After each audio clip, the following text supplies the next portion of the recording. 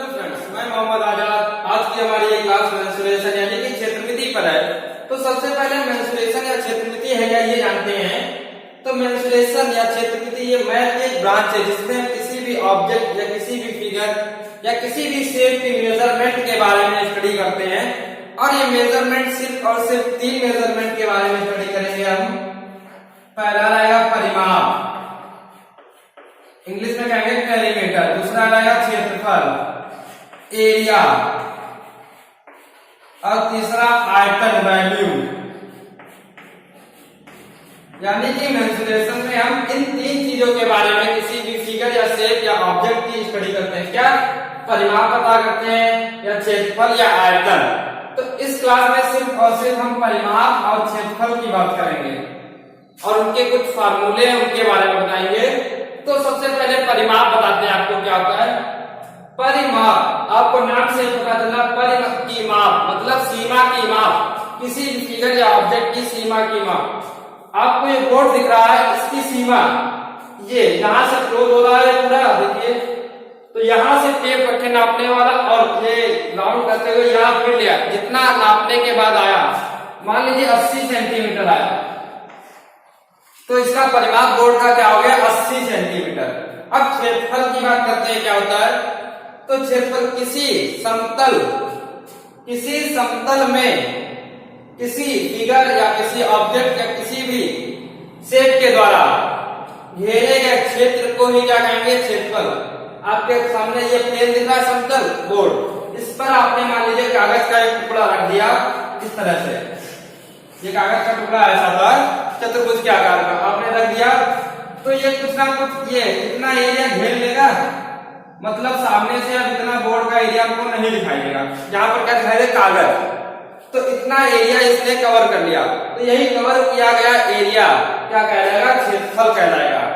ठीक, तो क्षेत्रफल पता चल गया। और ये क्षेत्रफल किसका हुआ, कागज का क्षेत्रफल। अब हम इसके कुछ फार्मूले उनकी बात करते हैं। तो सबसे पहले त्रिभुज लेते हैं यानी कि ट्रायंगल।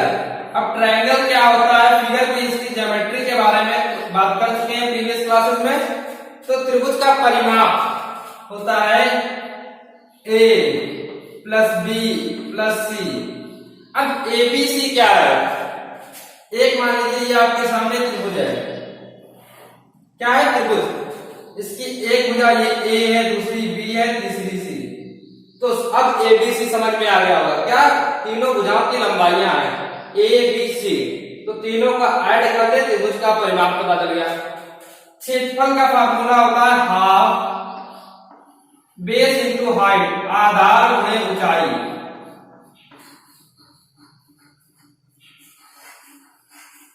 या फिर किसी बुक में आपको हाइट की जगह लंब लिखा मिल जाएगा, ऊंचाई की जगह क्या लंब। तो दोनों चीज एक ही है, समझाते हैं क्यों। क्या कहा, आधार गुणे ऊंचाई की जगह फार्मूले में रखा गया है। देखिए आपके सामने एक ये त्रिभुज है, त्रिभुज का नाम ABC। ठीक, अब आधार यानी कि बेस हम किसी भी साइड को ले सकते हैं। मान लीजिए हमने इसको बेस ले लिया, इस भुजा को BC को। ठीक, अब हाइट या लंब की जगह क्या लिखा जाए, तो आधार के सम्मुख शीर्ष मतलब A से आधार पर खींचा गया लंब, ये मान लीजिए इस पर लंब है। ठीक, AD। तो आधार पर सम्मुख शीर्ष से खींचा गया लंब ही क्या होगा, त्रिभुज की ऊंचाई या लंब होगा। तो अब ऊंचाई की जगह क्या रखा जाएगा, पता चल गया। हाइट की जगह क्या रखा जाएगा फार्मूले में। अब अगर तीनों भुजाएं तो अलग फार्मूला है, क्या है, under root S minus A S minus B S minus C। ABC तो पता है आपको, लेकिन S क्या है, S अर्ध परिमाप। कैसे पता किया जाए S का मान, तो S बराबर परिमाप का आधा यानी कि A plus B plus C, नाम से ही पता चला अर्ध परिमाप। तो परिमाप का आधा क्या, A plus B C by 2 क्या हो जाएगा, बराबर S। अर्ध परिमाप पता चल गया और ABC आपको पता फार्मूले में रख के कैलकुलेट किया जा सकता है। अब ये 2 फार्मूले 3 फार्मूले त्रिभुज के लिए थे, किसी स्पेशल त्रिभुज के लिए नहीं। अब हम अगर स्पेशल त्रिभुज की बात करते हैं, मान लीजिए समबाहु त्रिभुज। समबाहु त्रिभुज की प्रॉपर्टी हमने ज्योमेट्री की क्लास में कवर की है, ठीक। तो समबाहु त्रिभुज क्या होता है सब बता चुके हैं। तो समबाहु त्रिभुज का परिमाप, समबाहु त्रिभुज का परिमाप होगा 3 इंटू भुजा। क्यों होगा अभी बताते हैं। क्यों, क्योंकि तीनों भुजाएं बराबर, तो ये भी ए ये भी ए, तो 3a यानी कि 3 इंटू भुजा हो जाएगा। अब क्षेत्रफल का फार्मूला इसका होता है √3/4 इंटू भुजा स्क्वायर। अब यहां पर एक क्वेश्चन आता है क्लास 9 या 10th के बोर्ड एग्जाम में, इसकी प्रूविंग पूछ देता है, सिद्ध कीजिए कि समबाहु त्रिभुज का क्षेत्रफल √3/4 इंटू भुजा स्क्वायर होता है। जहां या फिर लिखा होता है √3/4 इंटू ए स्क्वायर, जहां ए समबाहु त्रिभुज की भुजा है। तब आप कैसे प्रूविंग करेंगे देखिए। तो आपको पता है त्रिभुज का क्षेत्रफल का फार्मूला, ये आप लिख सकते हैं, ठीक। इसके बाद समबाहु त्रिभुज की प्रॉपर्टी यूज करिए, a बराबर b बराबर c। तो यहां से 2s बराबर 3a और रिप्लेस करेंगे, आपका ये प्रूविंग आ जाएगी। अगर ना आए तो कमेंट बॉक्स में बताइएगा, कर दिया जाएगा। अब इसके अलावा एक फार्मूला और होता है क्षेत्रफल का, जब इसकी क्या दिए माध्यिका, माध्यिका बता चुके हैं क्या होता है, √3/3 माध्यिका स्क्वायर,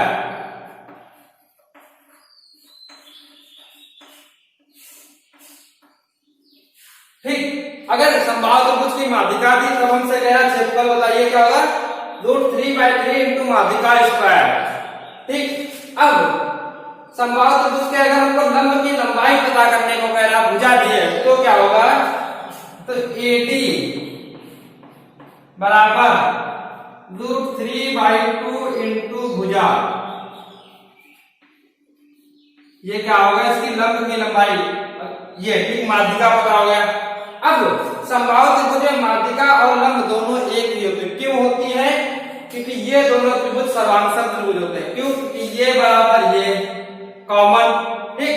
उसके बाद माध्यिका क्या करती है, दो बराबर भागों में बांटती है, तो ये त्रिभुज सर्वांशक हो गए, तो ये कोण और ये कोण बराबर, पूरा 180, तो दोनों बराबर 90, ठीक। अब बात करते हैं समबाहु त्रिभुज का कंप्लीट हो गया। इसके बाद एक स्पेशल टाइप का त्रिभुज आता है समद्विबाहु,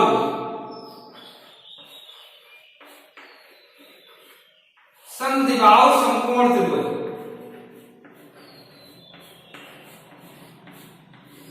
यानी कि ऐसा त्रिभुज जिसकी दो भुजाएं बराबर और एक कोण समकोण हो, तो क्या कहलाएगा, समद्विबाहु समकोण त्रिभुज बनाते हैं। अब यहां एक चीज कंफर्म हो गई, इसकी दो भुजाएं बराबर होंगी। अब कौन सी भुजा बराबर, कर्ण के बराबर कोई अन्य भुजा नहीं हो सकती। क्यों नहीं, क्योंकि समकोण त्रिभुज की प्रॉपर्टी में हमने बताया था कर्ण त्रिभुज की सबसे बड़ी भुजा, तो आपको यहाँ कंफर्म होगा ये दो भुजाएं बराबर होंगी। अगर ये ए तो ये भी ए होगी, ठीक। अब इसके क्षेत्रफल का फार्मूला लिखते हैं,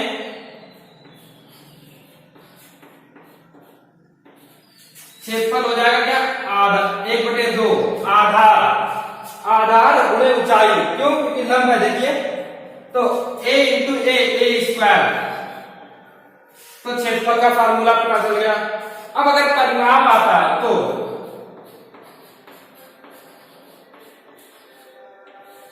परिमाप बराबर होगा a प्लस कर्ण, देखिए, तो a प्लस a 2a हो जाएगा। पाइथागोरस लगाए तो कर्ण पता हो जाएगा क्या, √2a। अब √2 कॉमन लिया जा सकता, देखिए, तो यहां सिर्फ a बचेगा और यहां √2a बचेगा। तो परिमाप का फार्मूला पता हो गया और क्षेत्रफल का, किसके, समद्विबाहु समकोण त्रिभुज। अब एक इस पर क्वेश्चन है, अगर किसी समद्विबाहु समकोण त्रिभुज का कर्ण आपको दिया है 6√2 सेंटीमीटर, क्या 6√2 सेंटीमीटर, किसी समद्विबाहु समकोण त्रिभुज का कर्ण 6√2 सेंटीमीटर, तो इसका क्षेत्रफल बताइए। अब आपको ये फार्मूला पता, इसके लिए भुजा नहीं पता, तो समद्विबाहु समकोण की देखिए कर्ण ये पता, ये ए होगी, ये भी ए, ठीक। अब ये ए तो ये a√2 होती है, ठीक। अब यहां से a√2 बराबर 6√2, तो a बराबर 6। देखिए मुझे आपको पता चल गई क्षेत्रफल कितना हो जाएगा, हाफ 6 इंटू 6 यानी कि क्षेत्र 18, देखिए 18 सेंटीमीटर स्क्वायर। तो आपको समझ में आ गया किस तरह से इसका एप्लीकेशन या यूज करेंगे। क्या दिया था हमको, समकोण समद्विबाहु त्रिभुज का कर्ण, जिसका हमें एरिया पता करना था। कर्ण दिया था, हमें पता ये दो भुजाएं बराबर होंगी, तो पाइथागोरस लगाया ए तो a√2, इसकी तुलना की a√2 बराबर 6√2, √2 कैंसिल, a बराबर 6। अब हमको भुजा पता चल गई, क्षेत्रफल का फार्मूला हमें पता है, लगा दिया। अभी तक हम बात कर रहे थे त्रिभुज के क्षेत्रफल और परिमाप की, अब बात करेंगे चतुर्भुज के क्षेत्रफल और परिमाप की। तो चतुर्भुज का परिमाप क्या होगा, चारों भुजाओं का योग। तो वो लिख नहीं रहे, आपको ऐसे बता दें, चतुर्भुज के परिमाप का सूत्र चारों भुजाओं का योग। अब क्षेत्रफल की बात करते हैं इसके चतुर्भुज के।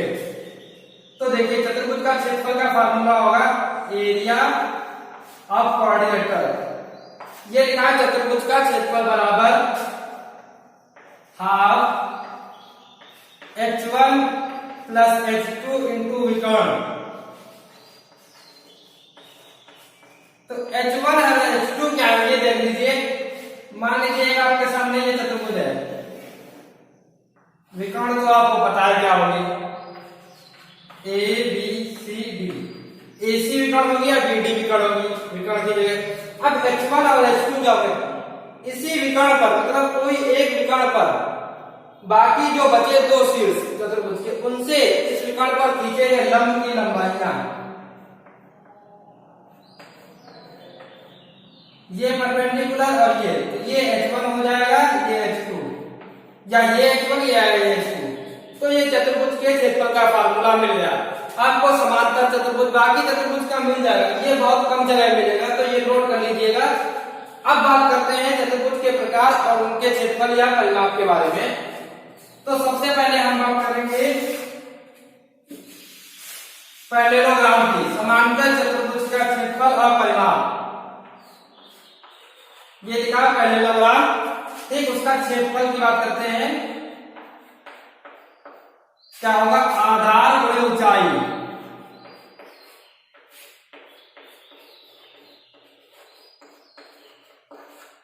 या फिर यहां भी लंब लिखा रहता है, किसी किसी बुक में मिल जाएगा आपको लिखा, ठीक। तो आधार गुणे ऊंचाई या लंब क्या होगा, देखिए मान लीजिए ये आपके सामने समांतर चतुर्भुज दिख रहा है, ठीक। अब इसमें आप किसी भी साइड को आधार मान सकते हैं। हमने इस भुजा को आधार ले लिया, अब इस भुजा के सम्मुख शीर्ष से इस भुजा पर लंब खींच लीजिए, वही ऊंचाई होगी, यानी कि ये या ये फिर ये क्या होगी, ऊंचाई। तो आधार में ऊंचाई, ठीक। क्षेत्रफल का फार्मूला पता होगा, इसके समांतर चतुर्भुज का क्षेत्रफल बराबर आधार में ऊंचाई। परिमाप, परिमाप बराबर होगा 2 संलग्न भुजाओं का योग।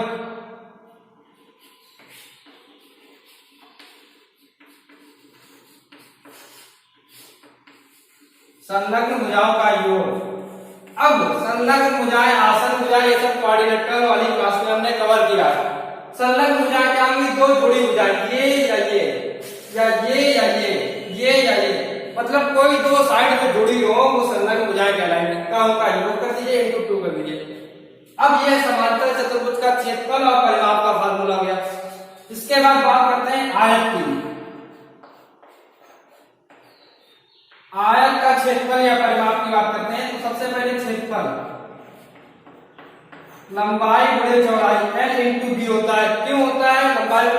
अभी कह रहे थे समांतर आधार गुणे ऊंचाई, आयत भी एक समांतर चतुर्भुज, तो लंबाई और चौड़ाई ही उसमें होती है।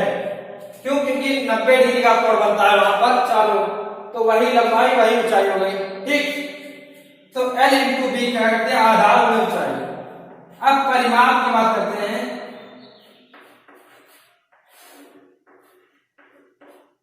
ए प्लस बी या L plus B into two, मतलब लंबाई प्लस चौड़ाई इंटू टू देखे संलग्न भुजाओं का योग ही किया और इंटू टू किया है। ठीक, तो परिमाप का फार्मूला पता हो गया हमें, इसके आयत के परिमाप। अब बात करते हैं वर्ग की।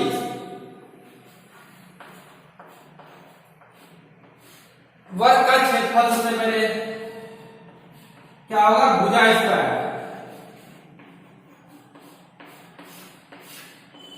या फिर इसके अलावा एक और फॉर्मूला लिखा मिल जाएगा आपको कहीं कहीं, 1/2 विकर्ण स्क्वायर। मतलब आपको अगर विकर्ण पता है तो उससे डायरेक्ट फॉर्मूले से निकाल के भुजामल निकालनी पड़े।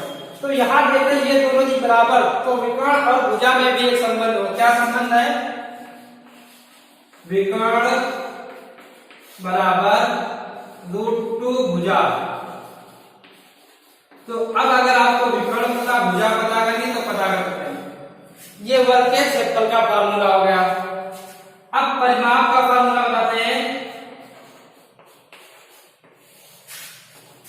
4 इंटू भुजा, 4 गुणे भुजा। क्यों हो जाता है, क्योंकि चारों भुजाएं बराबर, तो 4 भुजा हो जाएगा, वही 4 गुणे भुजा निकाल। तो समांतर चतुर्भुज, आयत और वर्ग। अब बात करते हैं समलंब चतुर्भुज की।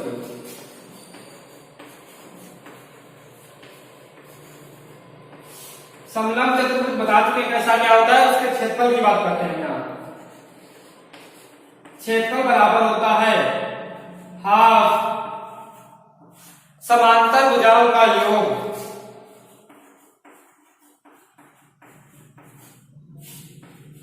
भुजाओं का योग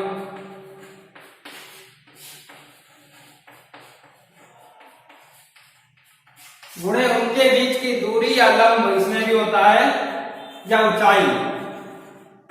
तो देखिए समांतर चतुर्भुज क्या होता है, जिसका कोई एक युग्म समांतर हो,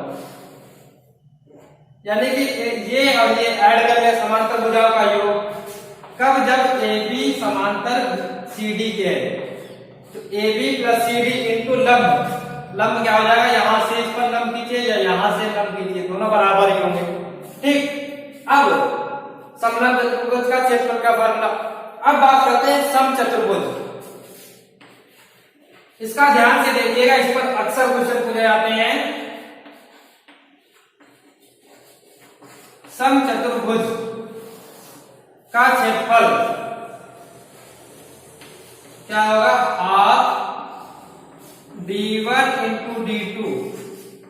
या d1 d2 क्या, डायगोनल मतलब विकर्ण, और 1/2 विकर्णों का गुणनफल या विकर्णों का गुणनफल बटे 2 क्या समचतुर्भुज का क्षेत्रफल है। ये याद कर लीजिए, कभी कभी ये सिर्फ और सिर्फ फार्मूला पूछा जाता है। लास्ट ईयर सीडीएस 1 में ये क्वेश्चन पूछा गया था, समचतुर्भुज का क्षेत्रफल होता है जहां समचतुर्भुज के विकर्ण x, y, ऑप्शन दिया था xy/2, यही ऑप्शन करेक्ट था। तो कभी कभी ये फार्मूला ही डायरेक्ट दिया जाता है। अब समचतुर्भुज का परिमाप बराबर होगा 4 गुणे भुजा। क्या, 4 गुणे भुजा। ठीक, अब एक इस पर क्वेश्चन कराते हैं। समचतुर्भुज का आपको एक विकर्ण दिया है a माइनस बी, यानी कि एक विकर्ण दिया है। ठीक, और इसी का क्षेत्रफल दिया है, कितना दिया है, a² माइनस b² 2। आपसे कह रहा है दूसरा विकर्ण पता कीजिए, तो आपको क्षेत्रफल का फार्मूला पता है, रखते हैं a² minus b² 2 equal to half d1 into d2 पता है, a माइनस बी। देखिए अब ये a² माइनस b² फार्मूला क्या, a minus B a plus B, तो a plus B a minus B cancel हो गया और 2 कैंसिल हो गया, तो d2 पता हो गया, a प्लस बी। तो a माइनस बी अगर विकर्ण है तो दूसरी विकर्ण a प्लस बी होगी। तो इस प्रकार आपने देखा त्रिभुज और चतुर्भुज के मेंसुरेशन के सभी फार्मूले, सभी टॉपिक कवर हो गए।